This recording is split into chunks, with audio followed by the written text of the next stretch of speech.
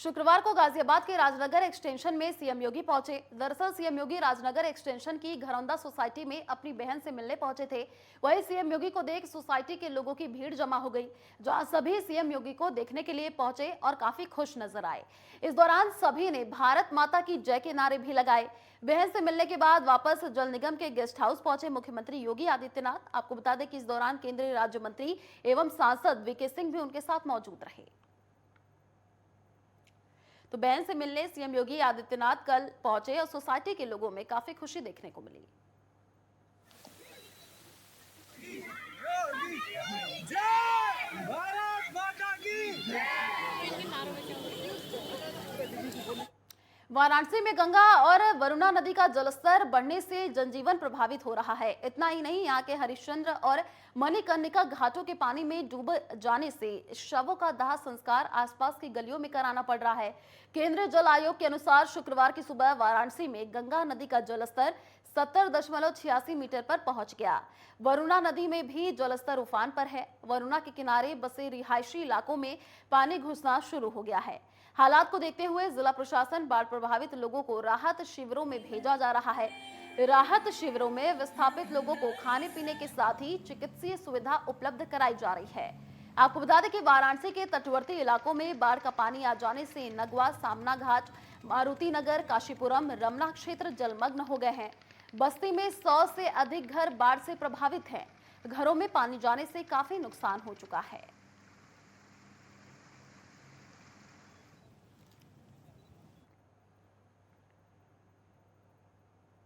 UP के बांदा में लोगों को बाढ़ जैसे हालातों का सामना करना पड़ रहा है, जिसके चलते बांदा में 110 गांव के रास्ते पानी में डूब गए। वहीं 3 गांवों को खाली कराया गया है। इसी के साथ 30 से अधिक गांवों का संपर्क मुख्यालय से टूट गया। आपको बता दें कि चिल्ला कानपुर हाईवे पर 5 फीट तक पानी भर गया है। वहीं निशान के खतरे से 2 मीटर ऊपर तक यमुना बह रही है। किसानों की हजारों एकड़ फसल डूबने से नुकसान हो गया है।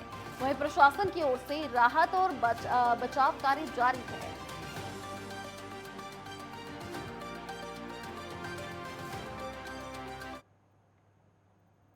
गुलाम नबी आजाद के इस्तीफे के बाद सियासी बयानबाजी का दौर शुरू हो गया है। इस सूची में यूपी के डिप्टी सीएम केशव प्रसाद मौर्य ने कहा कि कांग्रेस आजाद हो गई है, राहुल गांधी अकेले चलेंगे।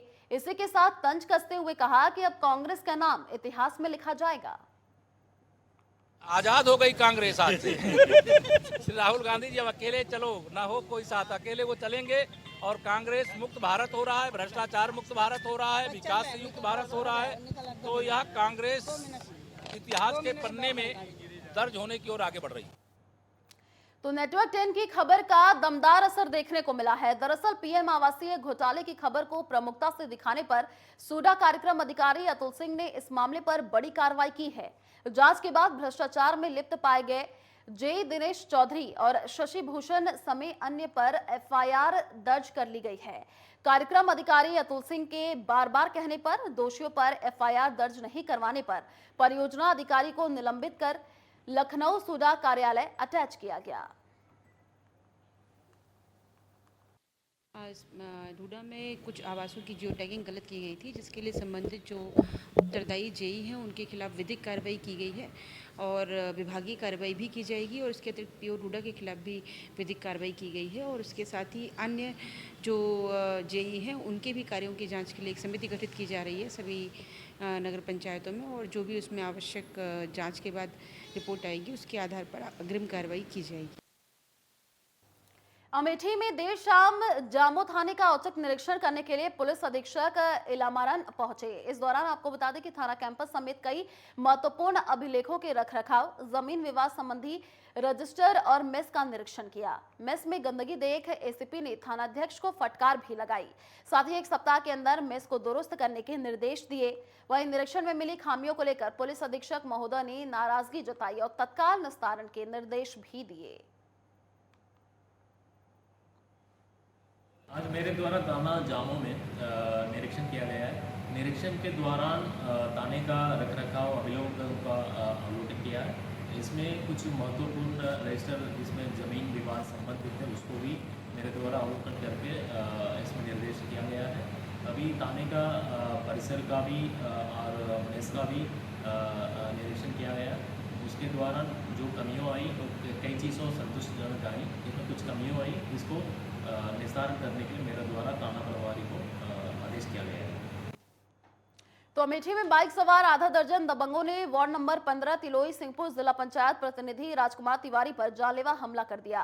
दबंगों ने लोहे की रॉड और असलहे के दम पर घर पर जाकर हमला किया। कोतवाली मोहनगंज क्षेत्र के इन्होना रोड नारायणगंज तिराहा का ये पूरा मामला बताया जा रहा है।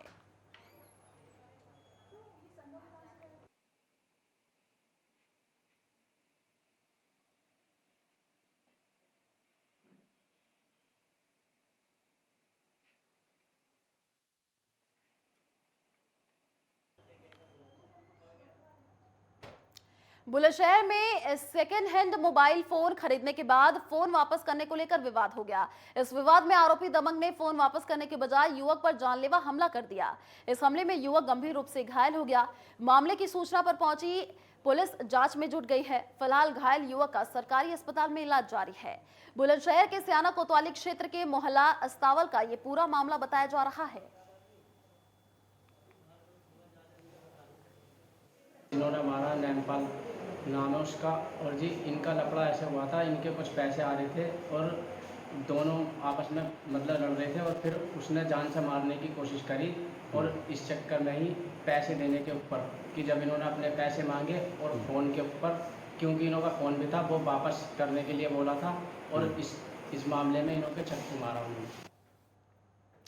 गुजरात के एक किशोर ने यूपी की राज्यपाल से मुलाकात की। दरअसल पूरे देश में प्रवासी मजदूरों की एक बड़ी तादाद है, लेकिन ये प्रवासी मजदूर अस्थायी तौर पर घूम घूम कर प्रवास करते हैं, जिसके हक के लिए अभी तक कोई स्थायी व्यवस्था नहीं बन पाई है, जिसको लेकर गुजरात के एक किशोर ने पैदल यात्रा निकाली। ये यात्रा देश के 10 राज्यों में अकेले चलकर पूरी की जाएगी। आपको बता दें कि यात्रा के दौरान किशोर सभी राज्यों के शीर्ष नेता से लेकर हर एक शहर के जिलाधिकारियों से भी मिलेगा। इस दौरान वे मजदूरों के हक के लिए ज्ञापन भी सौंपेगा। इसी सूची में किशोर ने राज्यपाल से मुलाकात की। नरेश आए थे गुजरात से, वो 5100 किलोमीटर पैदल चल रहे थे।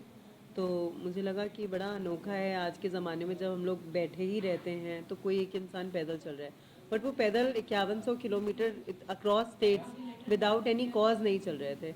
उनका एक मुद्दा था और वो मुद्दा था कि माइग्रेंट लेबर्स के बारे में अवेयरनेस जनरेट करना। तो जो तत्काल मैंने उनसे बात करी, उन्होंने बोला कि मैंने उनको बोला ये तो कोविड के समय हुआ था, क्योंकि वहाँ पे उस समय यातायात बंद था। तो उन्होंने बोला कि इसी के बारे में वो अवेयरनेस जगाने के लिए आए थे यहाँ पे, तो उनका एक अलग मुद्दा था, तो उनसे बात हुई। मेरा नाम नरेश सिजापति है और मैं भारत के 10 राज्यों में 100 जिले से ज़्यादा मैं पैदल यात्रा कर रहा हूँ, 5100 किलोमीटर की। और मेरा मुख्य उद्देश्य है कि जो प्रवासी मजदूर एक शहर से दूसरे शहर या एक राज्य से दूसरे राज्य में आजीविका की खोज में जाते हैं, उन प्रवासी मजदूरों को जो है सम्मानजनक जीवन जीने का हक मिले। उसका मुख्य उद्देश्य ये है कि मुख्य कारण ये है कि जो वो जो है उनके पास जो उनका शोषण होता है शहरों में। और देखिए, हापुड़ में खाना देने में देरी करने पर एक पिता ने बेटी की हत्या कर दी। खाना देने में देरी करने पर पिता ने बेटी पर वार कर दिया हथियार से, और जिससे बेटी की मौके पर ही मौत हो गई। वहीं मामले की सूचना पर पहुंची पुलिस ने शव को कब्जे में लेकर पोस्टमार्टम के लिए भेजा है और साथ ही साथ आरोपी पिता को हिरासत में ले लिया है। आगे की कार्रवाई जारी है।